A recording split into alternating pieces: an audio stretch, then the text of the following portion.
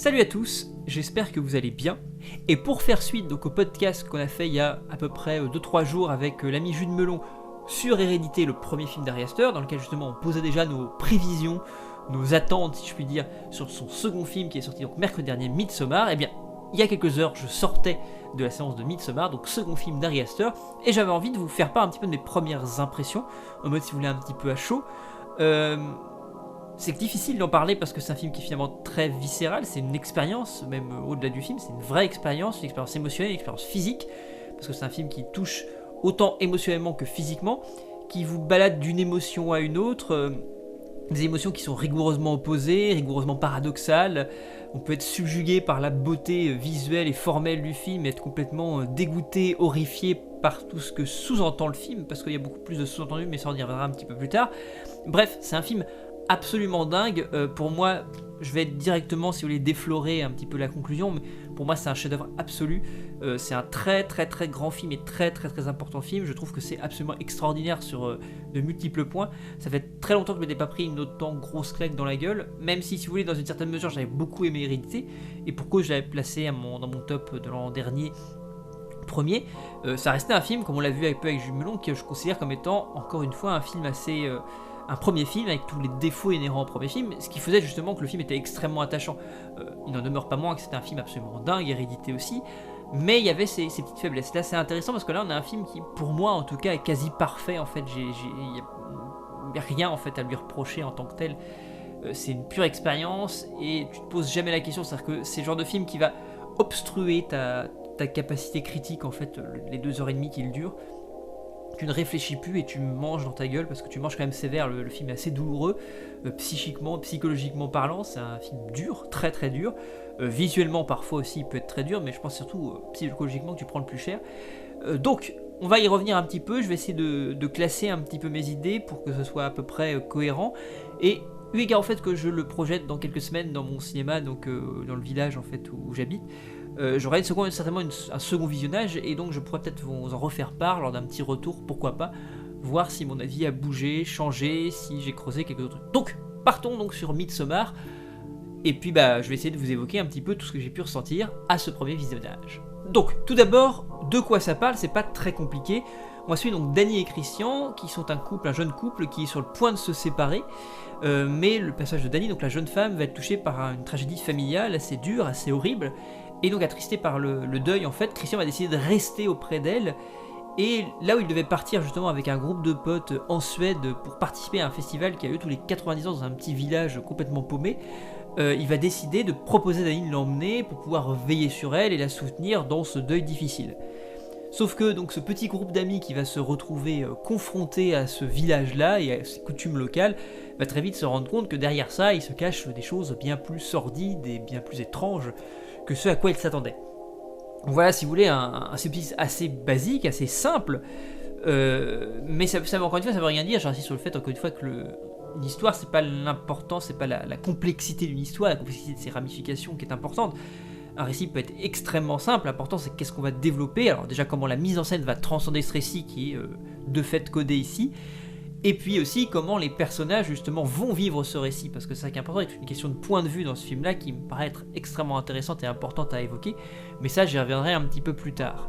Donc sur ce canevas relativement simple, Ari Aster va créer une sorte de descente aux enfers assez dingue, qui est très, encore une fois très viscérale, c'est un film qui est peu cérébral, qui s'adresse peu à votre raison, qui est une sorte de trip, parce que le film se pose ouvertement comme une sorte de trip sous acide, où le spectateur, mine de rien, va se mettre à ressentir exactement en fait les mêmes effets, le même côté bad trip que vont subir les personnages, à tel point justement que l'image se retrouve complètement contaminée par tout ça, par ce trip là, et que vous-même vous subissez ça, vous savez plus vraiment si les distorsions qui sont dans l'image sont le fait du film, ou si c'est vous qui à bout d'un moment être en train de projeter ça, où vous êtes tellement, si vous voulez, coutumier de ces distorsions de l'image que vous les voyez absolument partout.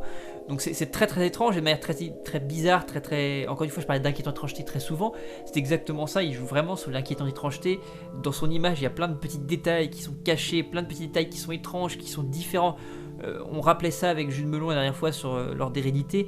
Ari Aster c'est quelqu'un qui travaille vraiment au millimètre, c'est un vrai obsessionnel si vous voulez, en termes de travail, tout est écrit extrêmement précisément, Et il s'amuse beaucoup en fait à jouer sur l'inquiétante étrangeté, à distordre le réel, mais de manière extrêmement fine et subtile, un petit peu comme je le disais dans Hérédité, où dans la séquence d'ouverture, les personnages qui sont là lors de l'oraison funèbre, dans la cérémonie funèbre de la mère du personnage joué par Toni Collette, ne sont pas les mêmes. Vous n'avez pas retrouvé les mêmes acteurs lors de la veillée funèbre, ce qui fait que ça crée un truc très bizarre en fait, où vous essayez de vous accrocher à des visages, vous essayez d'identifier des personnages, et dans la séquence d'après vous les avez plus. Là c'est exactement pareil, mais plutôt sur les distorsions dans l'image, où il va jouer sur des très très fines distorsions, et au bout d'un moment, alors dans un premier temps vous ne savez pas si ces distorsions c'est vous qui les voyez ou pas, puis elles deviennent un petit peu plus importantes, et donc de fait vous les ressentez comme des distorsions d'image produites par l'artiste, et dans un dernier temps, quand elles s'atténuent, finalement vous avez l'impression de toujours les voir. Il y a une sorte d'effet de persistance rétinienne qui est très très bizarre, et c'est assez étrange et assez déstabilisant. Donc c'est une vraie expérience au-delà de ça, de mise en scène, de la narration pure. La mise en scène transcende tout ça. Il y a quelque chose de très kubrickien en fait dans la manière dont Ari Aster met en scène. C'est-à-dire que là où il y avait encore une fois dans Hérédité des petites maladresses de rythme, de mise en scène aussi, là tu sens qu'il est en pleine possession de son truc, que tout est fait au cordeau, c'est un truc de dingue. Et il y a quelque chose, alors évidemment moi toute l'introduction, ils arrivent dans le village, pour moi c'est l'introduction de Shining en fait, la base, en tout cas sa base théorique pour pouvoir mettre on va dire en chantier toute cette séquence là. Vous avez une sorte de plan zénithal qui va suivre la voiture qui arrive près du village, dans les forêts, avec cette musique très étrange en fond, très ésotérique. Et puis quand on va arriver, on va dépasser la voiture, et ce plan zénithal va se retourner à 180 degrés, et on va se retrouver avec deux plans de route, avec une sorte de travelling sur une route, mais le plan est à l'envers, pour pouvoir se redresser à l'endroit quand on va arriver dans le village, et sous l'effet de pouvoir prendre le panneau qui indique en fait les festivités, pour pouvoir le reprendre dans le bon sens et que vous puissiez le lire. Donc il y a pas mal de passages comme ça, avec une caméra qui est extrêmement en plus extrêmement virtuose, et c'est assez dingue. Il y a tout un travail aussi avec plein de petits éléments encore une fois, de mise en scène très simple, des mouvements de caméra extrêmement simples, mais qui dans le contexte narratif et dans le contexte de manière générale diégétique ont un sens très fort et vont rendre très impactantes les séquences. Je pense notamment comme on est dans un cadre cérémonieux, où on a beaucoup de moments où les personnages vont être debout un certain temps et on va attendre que quelqu'un lance les festivités pour qu'on s'assoie. Et il y a pas mal de passages comme ça aussi lors de dialogues entre plusieurs personnages. La caméra va passer d'une hauteur à une autre, et vous allez avoir au moment en fait synchronisé avec les personnages qui vont s'asseoir, la caméra qui va descendre, baisser d'un cran et passer à un niveau inférieur. Ça joue pas mal sur l'idée de la domination et de la soumission, qui est quand même une des thématiques intéressantes du film.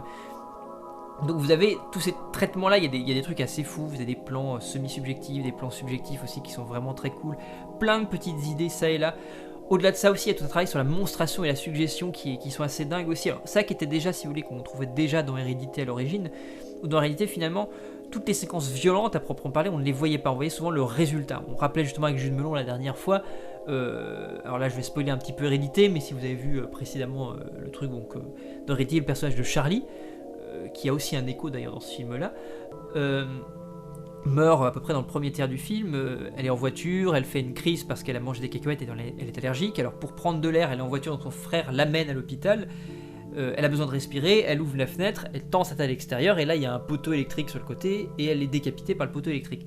Le montage est très rapide, il y a une sorte d'insert très rapide, mais on voit pas vraiment le résultat, et on a tout un plan ensuite où le frère se retrouve traumatisé dans la voiture avec le cadavre de sa petite sœur arrière qu'on sait décapiter mais qu'on ne voit pas décapiter, et il va conduire jusqu'à la maison, poser la voiture à la maison et aller se coucher, ce qui fait une sorte de truc très étrange en fait sur sa réaction, mais qui est finalement assez cohérente en même temps par rapport au personnage et au cadre dans lequel il est. Et la mère va retrouver, toujours suggérer, le cadavre de la petite fille resté sur la banquette arrière, décapité. Et là où on va jouer sur cette suggestion tout du long, en jouant encore une fois sur l'appréhension comme somme de toutes les peurs, parce que t'as pas envie de le voir non plus, mais en même temps t'as envie de le voir. Il y a tout un travail aussi, je rappellerai, on y reviendra un peu plus tard, sur la frustration. Il va donc, vous allez voir, la scène va reprendre, la mère va aller voir le fils, et là clac cut, et on tombe sur la séquence où on va trouver la tête de Charlie en train de se faire dévorer par des insectes sur la route. Et là on va voir un truc vraiment une démonstration claire, nette, crue. Là c'est exactement pareil en fait, toutes les potentielles séquences de violence qu'il y a alors sont soit suggérées parce qu'on va faire un contre-champ pour ne pas le voir, par contre on verra le résultat, soit elles sont filmées de manière très très loin, sans être trop crues non plus, soit même elles sont complètement expédiées au sens où on va jouer juste sur un élément sonore, je pense au meurtre de certains personnages qui sont juste entendus par un cri. Par contre, on y verra plus tard, au moment où on ne s'y attend pas justement, et on joue vraiment cette idée d'appréhension, comme somme de toutes les peurs, au moment où tu ne t'y attends pas, le cadavre va popper avec toutes les mutations, toutes les plus atroces qu'il puisse y avoir dessus, comme ça dans le champ, et c'est assez dingue. Alors tu t'y attends pas parce que tu as le temps d'oublier ce truc là, mais une fois que tu vas le voir, clac, ça refait sens avec le reste. Donc c'est ce travail là, ce qui fait que tu n'es jamais à l'abri. Là où le récit, contrairement à ce qu'on disait sur Hérédité, c'était assez, moi je trouve que c'est un film assez, on ne sait pas vraiment où ça va, quand ça va, comment, dès lors qu'on a vu la mort de Charlie, on sait plus vraiment, on n'est plus à l'abri et ça, on sait jamais qu'est-ce qu'on peut anticiper à la scène qui va se passer après. Là en fait tout est assez tracé, le build-up est assez clair pour qu'on anticipe assez facilement le payoff, mais c'est pas ça qui intéresse Ari Aster. Ce qui l'intéresse, c'est qu'on soit dans une sorte de canevas assez classique, duquel il nous semble relativement facile d'anticiper les séquences qui vont suivre, mais pour faire popper de manière un peu inattendue des éléments auxquels on ne s'attendait pas à voir la présence en fait à ce moment-là du récit. Et il va jouer donc on se sur des effets d'atténuation, sur des effets d'oubli, mais qui vont finalement, on va pas de mise de côté de certains éléments, mais qui vont nous repopper dans la gueule au moment où on s'y attend pas. Donc c'est assez dingue. Alors quand je dis popper dans la gueule, ça fait un petit peu de jumpscare, il n'y a pas de jumpscare dans le film, là-dessus c'est encore une fois une remake extrêmement lente. C'est d'ailleurs pas un film, mais ça pour revenir avec son la mise en scène aussi, c'est pas un film qui fait peur, j'insiste là-dessus, mais je trouve que c'est vachement bien, parce que ça va vraiment dans tout ce que j'essaie de défendre dans le cinéma d'horreur, qui est de dire le cinéma d'horreur n'est pas un genre qui doit faire peur. Hérédité était un film qui faisait peur à ces moments, mais qui n'était pas, dont la principale émotion qu'il cherche à véhiculer n'était pas la peur, c'était plus le malaise, lié à toutes les thématiques dont je reparlerai un petit peu plus tard. Là c'est exactement pareil, et peut-être encore moins qu'Hérédité, il n'y a pas la peur du tout, ou très peu, la composante peur n'apparaît pas. La peur va émaner des éléments moraux, on va dire radicaux, malsains, malaisants, glauques, sordides. Après coup, le film tous ces éléments-là vont s'imprimer, vont s'incrémenter en toi de manière extrêmement forte, ce qui fait que le film va te poursuivre, te hanter, et là tu vas avoir peur après coup. Mais sur le coup, le film ne fait pas peur, et il ne cherche pas à faire peur, encore une fois, il cherche beaucoup plus à te déstabiliser, à jouer sur on va dire sur nos acquis moraux, et essayer de faire chance. C'est ça ce qu'on appelle l'abject, un terme que j'utilise assez régulièrement, mais c'est ça, c'est vraiment, il va s'amuser, comme si vous étiez assis sur une chaise meuble, et que lui se mettait sur les pieds, qui faisait trembler les pieds en tirant très très régulièrement, alors sans que vous voyez ce qu'il est en train de faire, et vous avez ce sentiment étrange de malaise, que ça pourrait chuter à tout moment, et c'est ça, vous avez vraiment cette idée que on va gratouiller le vernis de la civilisation, et puis essayer de faire jaillir de tout ça tout le potentiel abject et ignoble, chose qui est donc vachement mis en avant, vachement fortement, si vous voulez, perceptible par le fait qu'il va créer vraiment une dichotomie entre le visuel, la forme du film, qui est un film visuellement absolument somptueux, il y a une photographie absolument magnifique, il y a une utilisation du décor, du cadre qui est juste dingue, c'est un bijou visuellement, c'est-à-dire que, comme je disais tout au début, vous pouvez être horrifié par tout ce qui se passe dans le film, parce que c'est un film réellement horrible, abject, etc. Mais vous ne pouvez être que subjugué par la beauté absolue qu'il y a dans le film. Et ça crée une sorte de décalage extrêmement fort en fait entre les deux. Alors ça se joue aussi au niveau narratif, avec cette secte, ce groupement qui est extrêmement pur dans ses intentions, dans sa manière de vivre, très innocente, très naïve, mais qui évidemment va commettre en parallèle des pires atrocités. Donc il va créer vraiment sur cette idée d'inversion des valeurs tout simplement, qui est un lieu commun du cinéma d'horreur, où on va travailler sur une forme et on va derrière, on va twister, on va tordre cette forme-là dans le fond, en fait, et ça crée ce côté extrêmement déstabilisant, extrêmement gênant, on sait jamais où se poser, on sait jamais sur quel pied danser, à plus forte raison, puisque Ari Aster, à aucun moment, ne porte un jugement sur ce qui est en train de se passer. C'est à toi, spectateur, de te démerder avec ça. Et c'est pour ça que le film te poursuit autant après. Et pour ça qu'il me poursuit aussi. C'est que tu sais pas quoi en penser, et qu'il n'y a pas de manichéisme dans le film. À aucun moment, Ari Aster, c'est un petit peu comme dans Hérédité aussi. Il ne dit pas ce groupement de personnes, d'individus est méchant. Non, ils ont des coutumes. Ils le regardent, c'est vrai, il y a quelque chose de l'horreur très anthropologique, au sens d'ailleurs où un personnage du film est typiquement un étudiant anthropologique qui cherche à faire un doctorat sur ce groupement, sur ce groupuscule, Et c'est ça qui le... Et lui, il l'observe de manière très très très objective. Bon, bien sûr, il va être rattrapé par tout le truc et finalement l'objectivité. Mais par contre, Ari Aster le regarde de manière très objective et ne juge pas ce qui se passe, ne juge pas les coutumes. Et finalement, tu sais plus vraiment à qui t'identifier parce que autant dans les protagonistes, le groupe de jeunes, il y a des ordures aussi. Autant de l'autre côté, il y a des ordures aussi, mais en même temps, on sait pas vraiment où on peut s'identifier. C'est très très compliqué. Si tu ajoutes en plus l'élément de la perception et de la manière dont on perçoit le réel, parce que c'est ça, le fantastique et l'horreur, ça reste une affaire de perception. Selon la manière dont je perçois le réel, je vais l'interpréter de manière différente, agir donc de manière différente dans le cadre de ce réel-là, et ayant un point de vue différent de l'autre qui agit, je vais avoir sur lui fatalement un regard jugeant, qui juge ce comportement-là. Mais je le juge mal, par exemple, parce que moi je ne vois pas la réalité comme telle.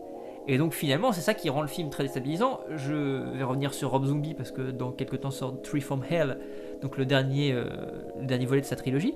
Mais si je revenais sur Devil Reject, par exemple, c'est exactement là-dessus que ça joue. C'est-à-dire que pour moi, c'est des films qui sont assez proches en fait, dans la mesure où, pareil, on va essayer de te confronter à ce qui pour toi n'est pas moral, mais sans jamais que le réalisateur pose un jugement dessus. Il ne te dit pas ce qu'ils font est mal. La famille de tueurs en série, les Firefly, dans The Devil Reject, Rob Zombie ne les met jamais comme étant des méchants, des bad guys.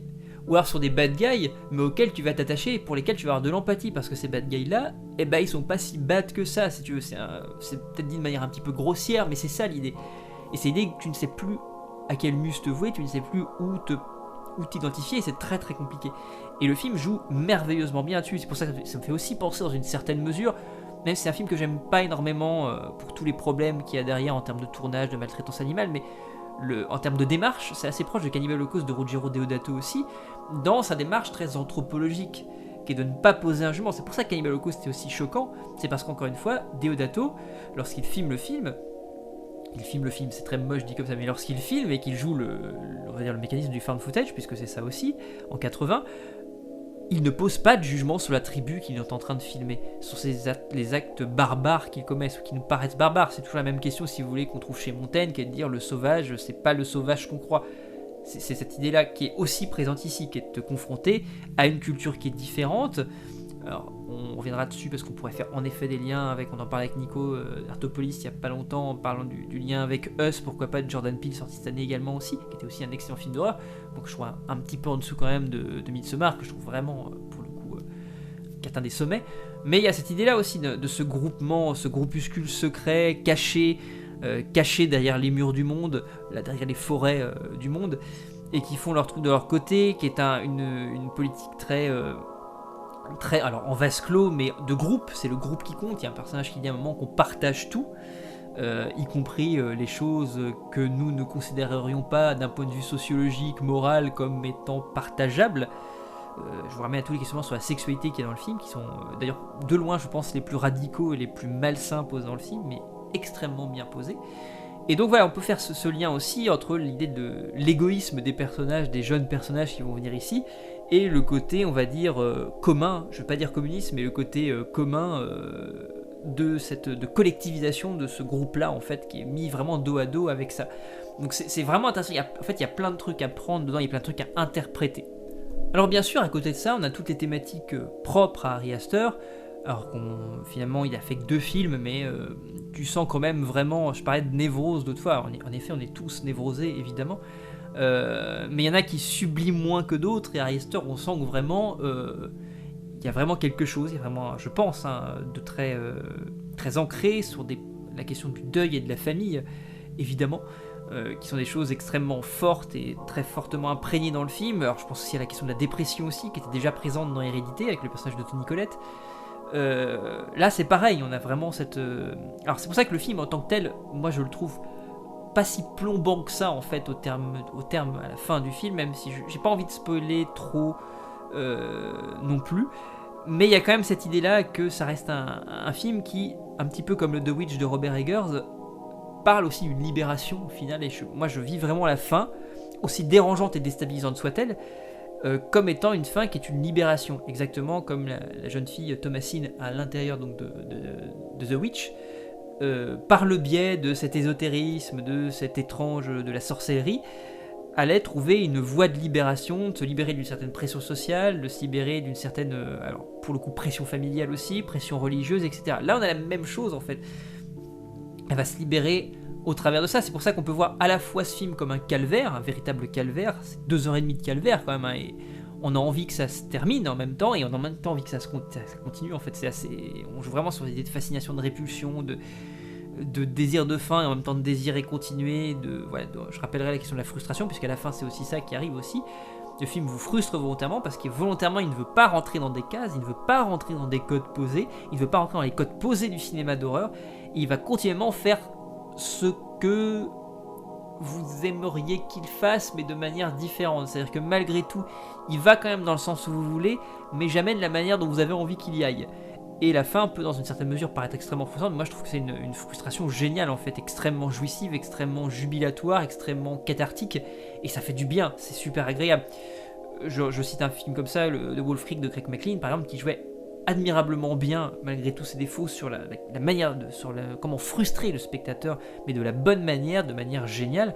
Là, on est vraiment pour moi, Ari Aster, c'est un génie de la frustration. Il vous frustre, mais c'est de la manipulation, c'est pour vous mener là où il veut vous mener. Et donc à ce titre-là, je pense que pas mal de spectateurs pourraient être frustrés, décontenancés en fait par la manière dont le film se développe, parce qu'il ne suit pas, à proprement parler, il suit les codes du film d'horreur tout en ne les suivant pas vraiment et en n'acceptant pas tout. Il pervertit un peu le système de l'intérieur, il fait imploser le système de l'intérieur, et tout s'effondre finalement, tout se délite, et sous ça apparaît quelque chose de complètement dingue, se révèle une sorte de forme du cinéma d'horreur complètement iconoclaste, étrange, mystérieuse, auquel tu t'attendais pas. Et donc pour revenir à ça, oui en effet, il y a deux manières de prendre le film, soit comme un vrai calvaire, bon, quand je dis c'est dialectique, hein, c'est-à-dire qu'on peut le prendre comme un calvaire, mais aussi comme une libération, comme un éveil, et aussi comme un calvaire, et à la fois un calvaire qui va mener à cette libération aussi. On peut le prendre en effet comme une quête initiatique, si vous voulez, dans une certaine mesure, pour l'héroïne.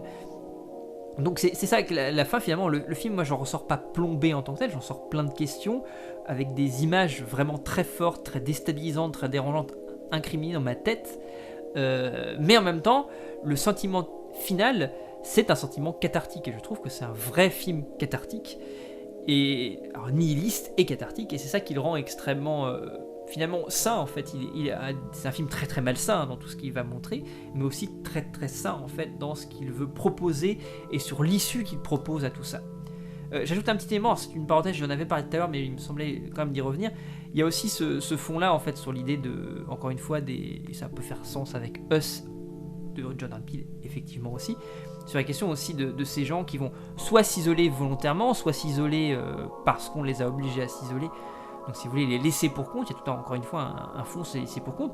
Et même chez Ari Aster, un truc qu'on retrouvait déjà dans Hérédité, qui était l'idée du frics, parce que là aussi, dans ce film-là, on a un frics aussi, qui pour moi fait vraiment écho au personnage de Charlie dans Hérédité, ce personnage de l'oracle, qui s'appelle l'oracle, bébé, enfin enfant consanguin, et qui donc est difforme, bourré de difformités physiques. Alors en plus il y a tout j'ajouterais ce côté-là aussi sur la question du monstre et de la laideur extérieure comme miroir de l'âme, etc. Où lui pour le coup est considéré, il est laid visuellement, c'est-à-dire qu'il est difforme, je mets laid entre guillemets, mais il est difforme, il est laid eu égard, enfin par rapport à si vous voulez, aux normes qu'impose la société bien sûr, mais à l'intérieur il a l'air extrêmement naïf, il a tout perçu, c'est l'oracle, il voit tout. Donc il est extrêmement innocent, naïf et en même temps ouvert à tout. Et ça c'est important, il parle d'ouverture, c'est un personnage qui est ouvert. Qu'on voit finalement assez peu, hein, qui est assez mystérieux, mais qui a quelque chose d'assez fantastique et je trouve ça très intéressant. Et à côté on a toute cette organisation très belle, avec ces gens habillés en tenue immaculée, qui se coiffent de fleurs, etc., qui dansent, qui communient avec la nature, mais qui sont à la fois extrêmement monstrueux à l'intérieur en fait. Mais cette monstruosité ne transparaît pas puisqu'elle est cachée sous le masque de la vertu, si vous voulez. Donc il y a tout ce questionnement-là sur le monstre en fait. C'est aussi un film sur la monstruosité, sur ce qu'est un monstre, sur justement l'absurdité la monstruosité de l'humanité, pardon, et l'absurdité qui en découle. Et c'est en ça que le film est terrifiant.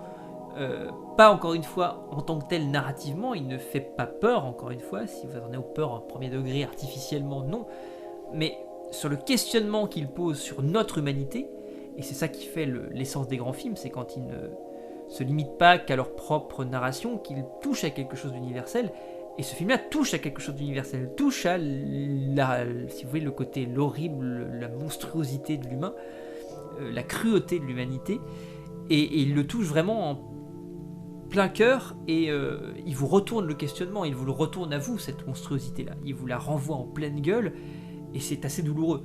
Donc c'est un film qui est très douloureux psychologiquement aussi, parce que autant je vous disais, il y a quelque chose de... il vous touche physiquement, ne serait-ce que par ces quelques fulgurances gore, il n'y en a pas beaucoup, mais elles sont extrêmement douloureuses, les quelques fois, surtout qu'encore une fois, comme je vous disais tout à l'heure, il y a vraiment cette idée d'appréhension de somme de toutes les peurs, de vous pousser à vouloir voir des trucs. Il vous les montre pas la plupart du temps, mais quand il vous les montre, et là c'est très très douloureux.